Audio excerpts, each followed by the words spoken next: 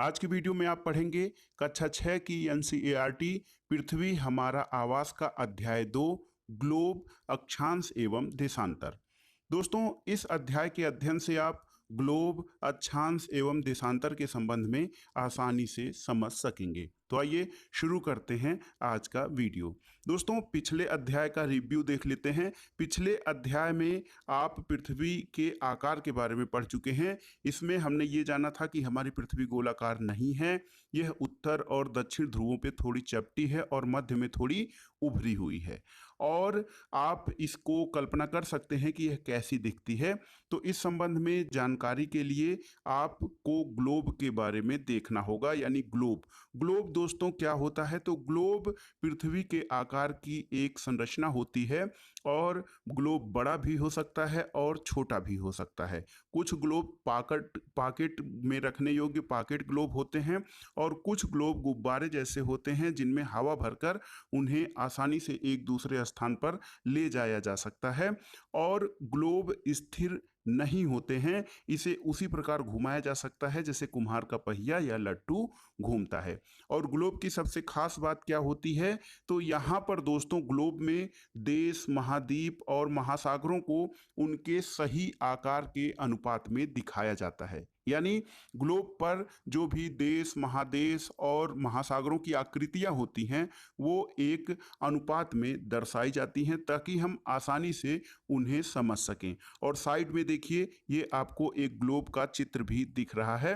Globe इसी प्रकार से होता है। तो ये झुका क्यों होता है, इसके बारे में आपको जानते हैं कि एक सुई होती है, ग्लोब में झुकी हुई अवस्था में स्थित होती है। एक सुई या धुरी होती है जिससे ग्लोब एक झुकी हुई अवस्था में स्थित होता है। इसे अक्ष या एक्सिस कहा जाता है। ग्लोब पर वे दो बिंदु जिनसे होकर सुई गुजरती है वो उत्तरी ध्रुव और दक्षिणी ध्रुव कहे जाते हैं। तो जो ग्लोब होता है हमारा एक अक्ष पे झुका हुआ होता है और जिन बिंदुओं से ये अक्ष गुजरते हैं उन्हीं को उत्तरी और दक्षिणी ध्रुव कहा जाता है। ग्लोब की इस सुई के चारों ओर पृथ्वी की भांति पश्चिम से पूर्व की ओर घुमाया जा सकता है, लेकिन इन दोनों में एक अंतर है। पृथ्वी पर वास्तव में ऐसी कोई सुई नहीं होती है और यह अपने अक्ष पर चारों ओर ऐसे ही घूमती रहती है। और ये जो अक्ष हमने निर्धारित किया है या कल्पना किया है वो एक काल्पनिक रेखा होती है। एक और काल्पनिक रेखा होती है जो ग्लोब को दो बराबर भागों में बांटती है। इसे विषुवत वृत्त कहा जाता है। तो दोस्तों, ये जो विषुवत वृत्त होता है ये पृथ्वी के उत्तर में स्थित आधे भाग को उत्तरी गोलार्ध और दक्षिण में आधे भाग को दक्षिणी गोलार्ध कहा जाता है।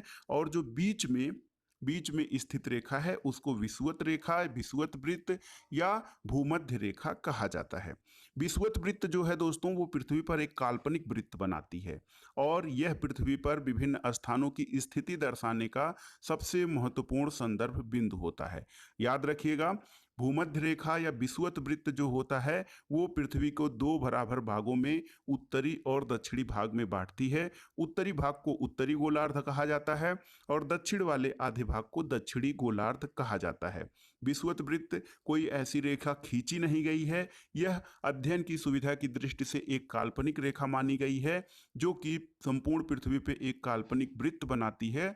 और ये रेखा पृथ्वी पर विभिन्न स्थानों की स्थिति दर्शाने के लिए सबसे महत्वपूर्ण होती है। विषुवत वृत्त से ध्रुवों तक स्थित सभी समांतर वृत्तों को अक्षांश या समांतर रेखाएं कहा जाता है। अक्षांश आप जान लीजिए। तो ये देखिए दोस्तों, ये विषुवत रेखा है जिसको 0 डिग्री अक्षांश कहा जाता है। और इसके समानांतर में जैसे ये रेखा हुई और ये रेखा, इन सबको अक्षांश या समानांतर रेखाएं कहा जाता है। और अक्षांश को अंश यानी डिग्री में मापा जाता है। विषुवत वृत्त जो होता है विषुवत वृत्त ये 0 डिग्री अक्षांश या 0 अंश अक्षांश को दर्शाता है क्योंकि ये पूरी तरह से पृथ्वी के बीचों बीच एक काल्पनिक रेखा है।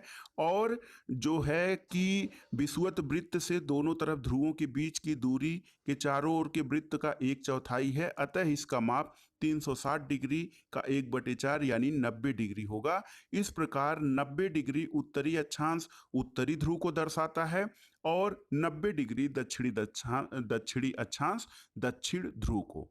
तो जब आप मान लिए कि विषुवत वृत्त शून्य अक्षांश को दर्शाता है और विषुवत वृत्त से दोनों तरफ ध्रुवों के बीच की दूरी पृथ्वी के चारों ओर के वृत्त की 1/4 है, यानी जब आप विषुवत वृत्त के मिड पॉइंट से एक ध्रुवों की तरफ एक रेखा खींचेंगे तो वो लंबवत रेखा होगा, यानी 90 डिग्री अंश बनेगा और 90 डिग्री अंश उत्तरी अक्षांश को और 90 डिग्री दक्षिणी अक्षांश दक्षिणी ध्रुव को दर्शाएगा।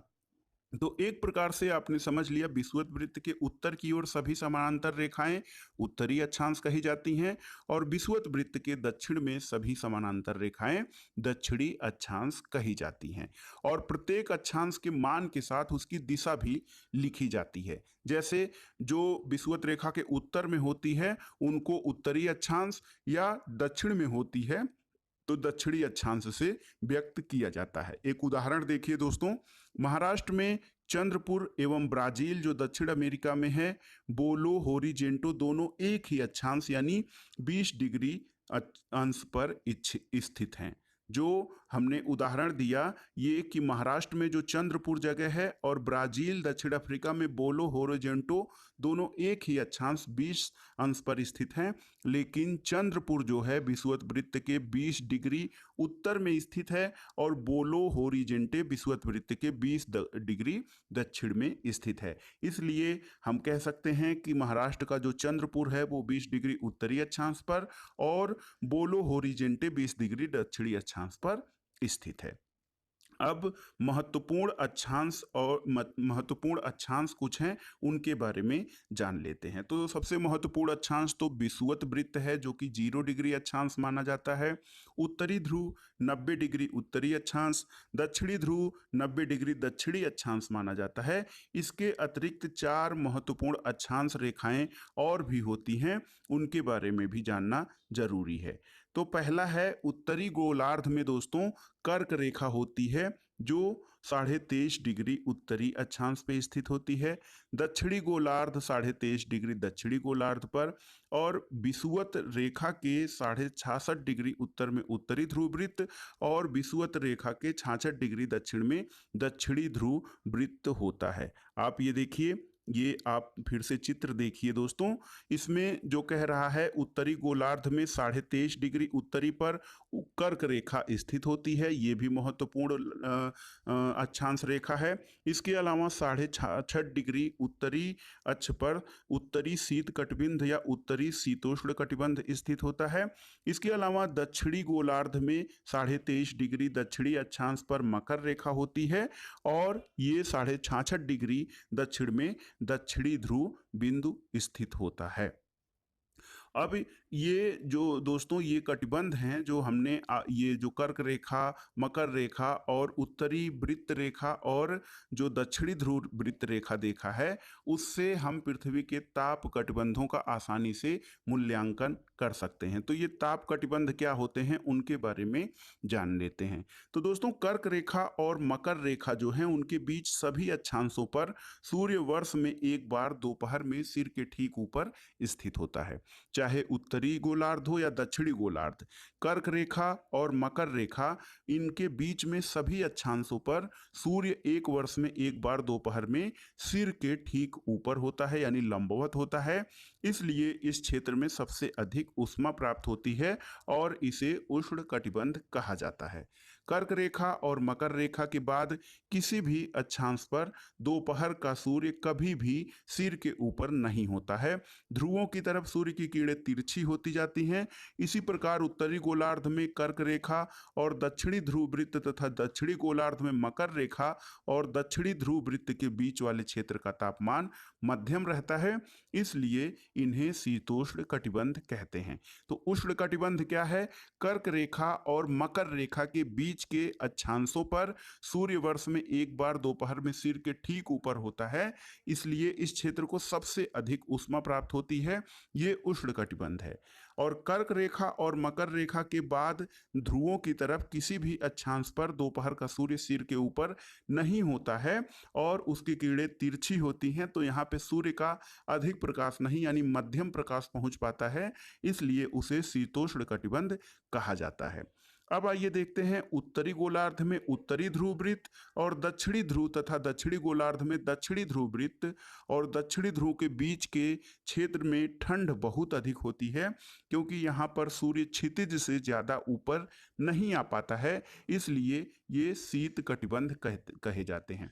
तो आपने 3 कटिबंधों के बारे में जान लिया, उष्ण कटिबंध, शीतोष्ण कटिबंध और शीत कटिबंध। शीत कटिबंध उत्तरी गोलार्ध में जो उत्तरी ध्रुव वृत्त है, उत्तरी ध्रुव वृत्त आप जानते हैं 66.5 डिग्री उत्तरी अक्षांश, और दक्षिणी ध्रुव वृत्त जो है वो 66.5 डिग्री दक्षिणी अक्षांश होता है। उनके यानी उत्तरी ध्रुव वृत्त 66.5 डिग्री उत्तरी अक्षांश से लेकर ध्रुवों के बीच और 66.5 डिग्री दक्षिणी अक्षांश से लेकर दक्षिणी ध्रुव के बीच इस क्षेत्र में ठंड बहुत अधिक होती है। यहाँ पर सूर्य की किरणें या क्षितिज से बहुत ज़्यादा ऊपर नहीं आ पाती हैं, इसलिए यहाँ पर वर्ष भर अत्यधिक ठंड रहती है और ये शीत कटिबंध कहे जाते हैं। तो कुल मिलाकर यदि हमें तापमान या स्थिति मापनी होती है दोस्तों, तो हम अक्षांश रेखाओं की सहायता से इसको जान सकते हैं।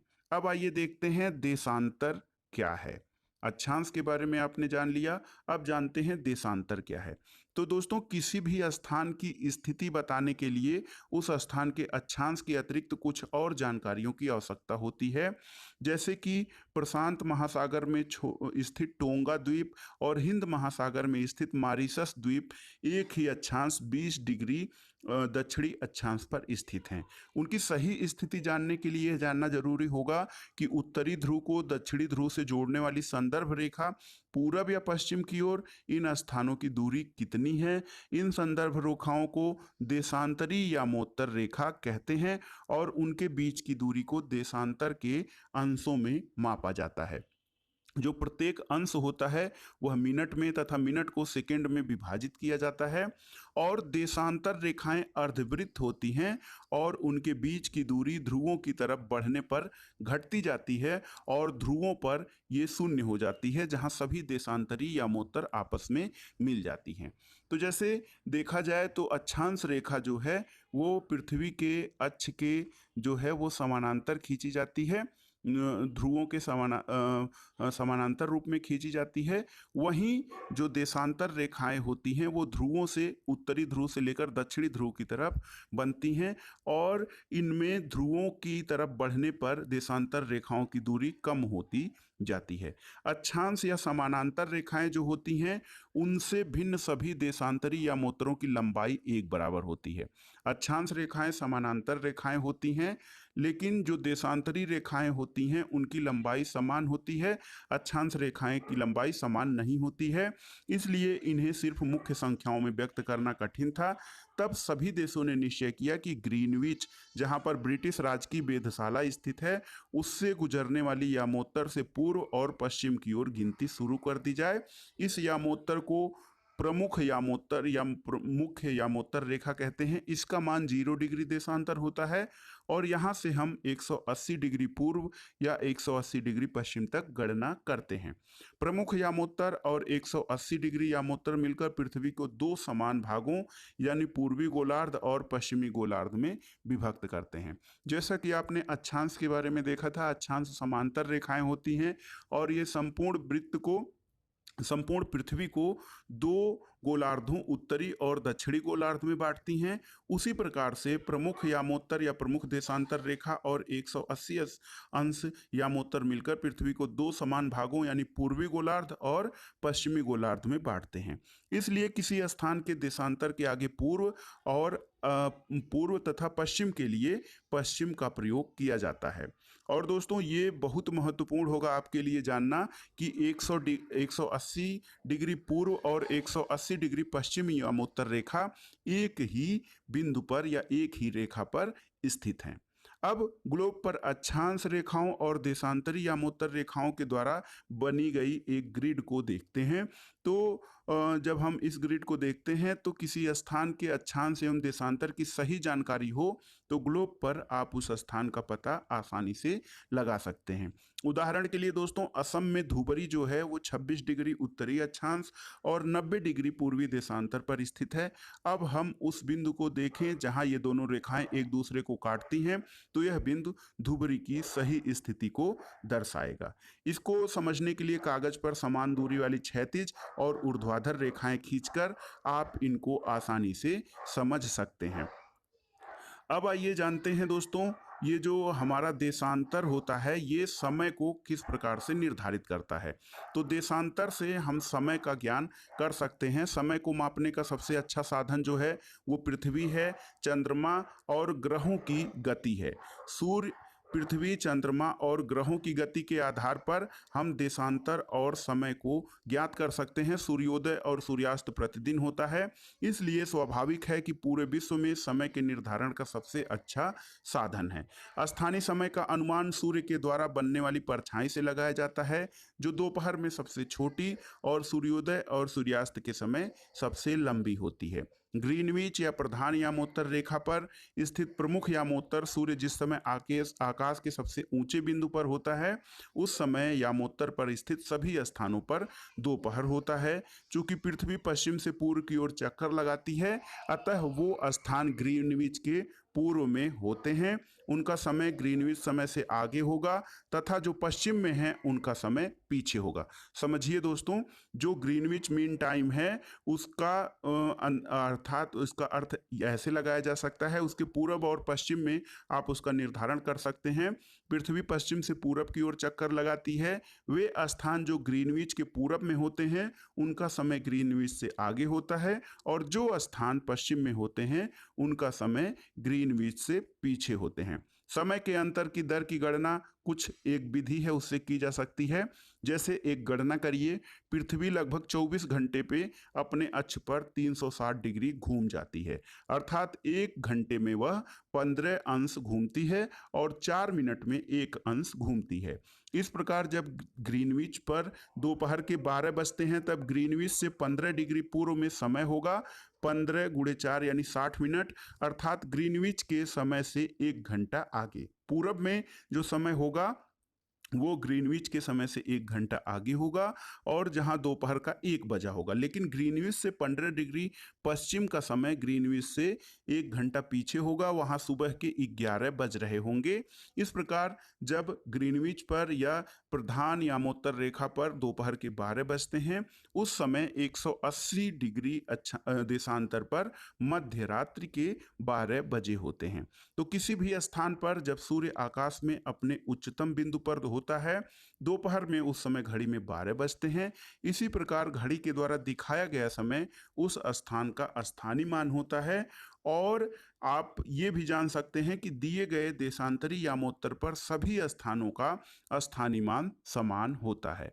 तो मानक समय क्या होता है, स्टैंडर्ड टाइम, और हम मानक समय को क्यों मापते हैं। तो दोस्तों, अलग अलग यामोत्तर पर स्थित स्थानों के स्थानीय समय में अंतर होता है। उदाहरण के लिए, बहुत से देशांतरों से होकर गुजरने वाली रेलगाड़ियों के लिए समय सारणी तैयार करना कठिन होता है। भारत में गुजरात के द्वारका तथा असम के डिब्रूगढ़ के स्थानीय समय में लगभग 1 घंटा 45 मिनट का अंतर होगा।